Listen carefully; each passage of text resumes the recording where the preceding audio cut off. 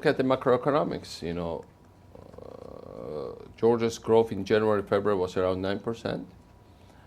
Our currency has been appraising despite the trade deficit.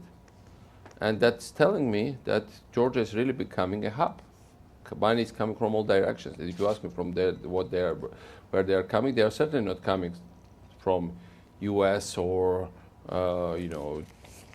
Japan. Well, with all due respect to Japanese and for all the tragedy that happened there, I'm going today to the Japanese embassy. They are coming from the region. And they are, if you ask me who are these investors, I don't know. There are lots of them. There are lots of people who have $1, $2, $3 million and they want to invest in Georgia.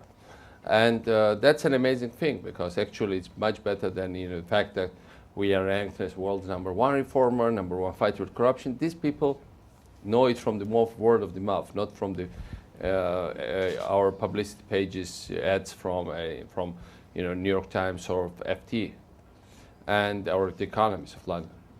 And the currency has been strengthening. It's sure a sign of, and it's not so good for exports, but money is coming in.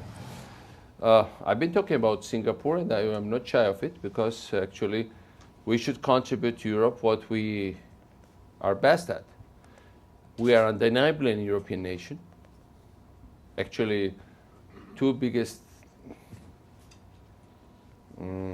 achievements of civilization come from Georgia tradition. This is medicine and wine. Medicine comes from Georgian Queen of Medea.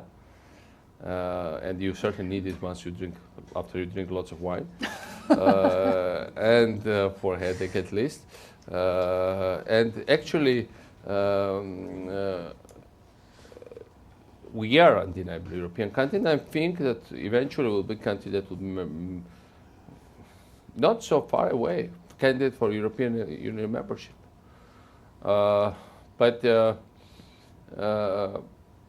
But when we are talking about Inca Singapore, we don't mean that, as I said, that we are banning chewing gums or we'll appoint parliament members. But we are looking at their pension funds very carefully. We're looking at the way how they stimulate investment in different fields of economy through some kind of incentives that the government gives and through liberal economics. We are looking at them as being in a very hostile geopolitical environment. Remember, we are not bordering Norway and Sweden or Denmark, like some of our good Baltic friends. We are in different environment, and that's why we have to look at Singapore. And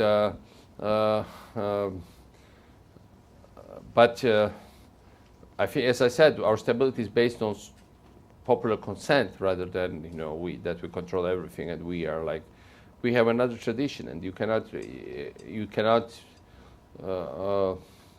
try to achieve your steady growth through neglecting or not asking what your citizens think about it.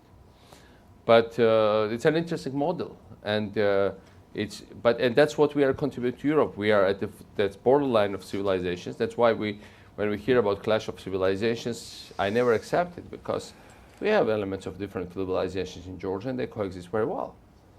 And that's why I think that it also should be integrated into economic model.